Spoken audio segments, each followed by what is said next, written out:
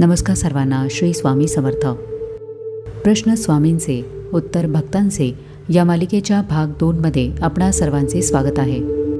काही प्रश्न त्रास देतात, कठोर असतात, पण तेच डोळे उघडतात. आजच्या भागातही स्वामी भक्तांना प्रश्न विचारून मार्गदर्शन करत आहेत. तर चला ऐकूया स्वामी आणि भक्तांमधील हा मार्गदर्शनपूर्ण संवाद.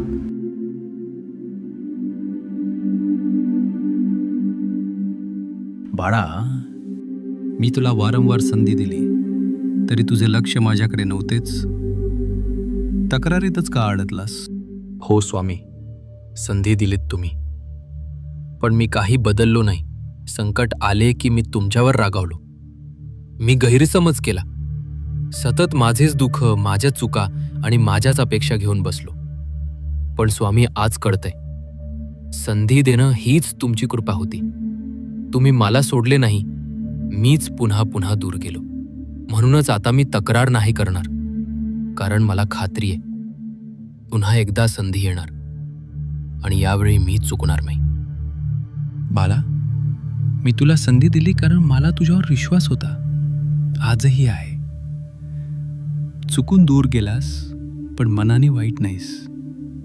प्रत्येकाला कधी ना कधी दिशा चुकते, पण ज्याच्यात परत येण्याची तयारी आहे त्याला मी कधीच दूर करत नाही. माझे काम शिक्षा करणे नाही तर उभे करणे आहे. आता पुढे काय याचा विचार करत बसू नकोस. उठ, स्वतःला सिद्ध कर. बाळा, जे मिळाले नाही त्यावर रडतेस, पण जे आहे त्याचे समाधान तुला का नाही? आयुष्य भरभरून देते, पण माणसाचे लक्ष सतत न मिळालेल्याकडे असते. ज्या गोष्टी तुझ्याकडे आहेत त्या लाखो लोकांच्या स्वप्नातही नाहीत, आणि तू त्यांचे मोल न ओळखता जे नाही त्यासाठी व्याकुळ होतेस. मनाचे समाधान हे जे मिळाले आहे ते स्वीकारण्यात आहे. जे आहे त्यात समाधान शोधायला शिक, तेव्हाच खरी शांती तुझ्या अंतःकरणात उतरेल. स्वामी, खरे सांगायचे तर मी कधीच थांबून याचा विचार केला नाही. नेहमी वाटायचे की काहीतरी कमी आहे, जे माझ्याकडे नाही तेच हवे होते. पण आज लक्षात येतंय की जे आहे त्याची किंमतच मी कधी केली नाही. माझे लक्ष सगळे गमावलेल्या गोष्टीवर होते, पण जे आहे त्यातच समाधान आहे हे आज तुमच्या बोलण्यावरून उमगते. स्वामी, माफ करा स्वामी, मी समाधानी राहायला शिकेन. बाळा, जीवनातील अपयशावर रडण्यापेक्षा त्यातून उभा राहायला शिकलास का? लढण्यापेक्षा हार पत्करणं सोपे वाटते का? स्वामी, पूर्वी रडायचो, वाटायचे की माझे नशीबच वाईट आहे, पण आता समजले अपयश म्हणजे शेवट नाही. स्वामी, मला आजही यश हवंय, पण त्यापेक्षा जास्त मला शिकायचंय, बदलायचंय आणि मजबूत व्हायचंय. माझी बुद्धी तुम्ही योग्य मार्गावर लावा. माझे मन शांत ठेवा. मी चालत राहीन, तुम्ही फक्त साथ द्या. अपयश हे शेवट नाही बाळा, तो तरी थांबा आहे स्वतःकडे पाहण्याचा, विचार करण्याचा. पडलास तेव्हा रडलास चालेल, मान्य आहे, पण त्या अश्रूंमध्ये शिकणे असेल तर ते अपयश नाही होणार. जग साक्षी आहे. ज्यांनी अनेकदा अपयश अनुभवले त्यांनी काहीतरी मोठेच घडवले. अपयशात काही रडत बसतात आणि काही उभे राहतात. तुला काय व्हायचे? संधी गमावलेला एक दुःखी जीव की संधी ओळखणारा एक खंबीर प्रयत्नशील व्यक्ती? मी इथेच आहे, पण पुढे जाण्याची तयारी तुझ्यात पाहिजे मला.